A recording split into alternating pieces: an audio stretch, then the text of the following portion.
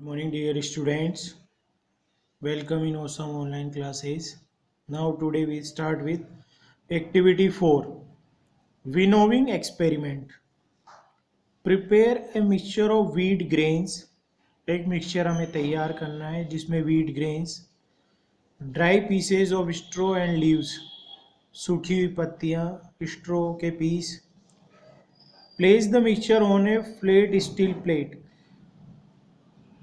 अब उसको मिक्सचर को हमें फ्लैट स्टील प्लेट के ऊपर रखना है. Place a table fan on the edge of a table. एक टेबल के ऊपर हमें फैन रखना है. स्विच इट ऑन, इसको स्विच करेंगे, ऑन करेंगे स्विच को फैन का. Hold the plate in slightly tilted position in the direction of wind. और प्लेट को थोड़ा सा हम स्लाइटली टिल्ट करेंगे पोजीशन विंड की डायरेक्शन में. And allow the mixture to fall down. और मिक्सचर को अलाउ करेंगे फॉल डाउन के लिए. You will notice that wheat grains almost.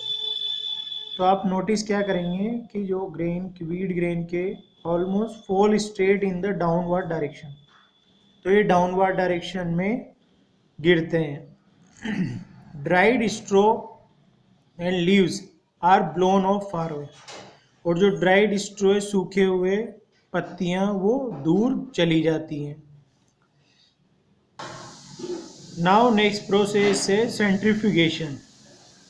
In this method, इस मेथड में the particles of a solid, जो सॉलिड के पार्टिकल्स हैं, सस्पेंडेड इन ए लिक्विड, वो लिक्विड में सस्पेंडेड हैं, आर मेड, बनते हैं, to settle down under the influence of centrifugal force. तो सेटल डाउन होते हैं ड्यू टू सेंट्रीफ्यूगल फोर्स के कारण.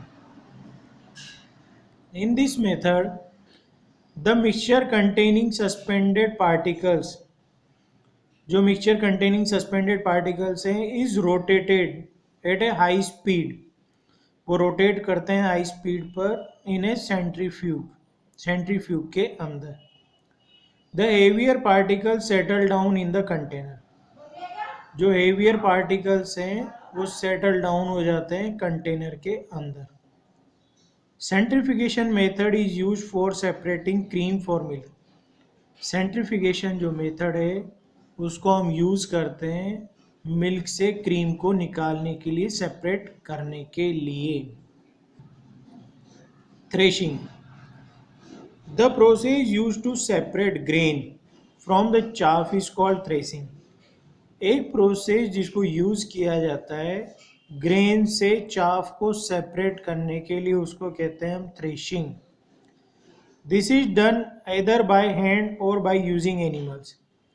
इसको या तो हाथों से किया जाता है या जानवरों से किया जाता है with the help of animals such as bullocks और केमल्स. या तो बेल या ऊंट का यूज करके. The harvested crop is spread on the ground. जो हार्वेस्टेड क्रॉप है वो ग्राउंड पर फैल जाती है. एंड द बुलक्स और केमल्स हैं made to walk over them again and again till the grains come out of the chaff. तो वो ग्राउंड पर पूरी क्रॉप को फैला देते हैं हम. फिर उसके बाद उसके ऊपर बुलक्स और कैमल्स को चलाया जाता है अगेन एंड अगेन, जब तक कि उस चाफ और ग्रेन्स अलग अलग नहीं हो जाते क्रॉप के अंदर से. This process is called threshing. और इसी प्रोसेस को हम थ्रेशिंग कहते हैं. Nowadays farmers use threshing machines. आजकल अब किसान यूज़ करते हैं threshing machine and tractors for doing this job. और ट्रैक्टर का यूज़ करते हैं इस जॉब को करने के लिए. The leaves and the stems of the crops get crushed into smaller pieces by a threshing machine. तो इससे पत्तियां और स्टेम्स जो होती हैं क्रॉप्स की वो क्रश्ड हो जाती है बहुत छोटे छोटे पार्ट में थ्रेशिंग मशीन के द्वारा. The grains are separate from the chaff during threshing. The grains are separate, जो ग्रेन सेपरेट की जाती है चाप से थ्रेशिंग के दौरान। When the chaff is still left, जब चाप बचा हुआ है, मिक्सड इन देम, उसको मिक्स करते हैं।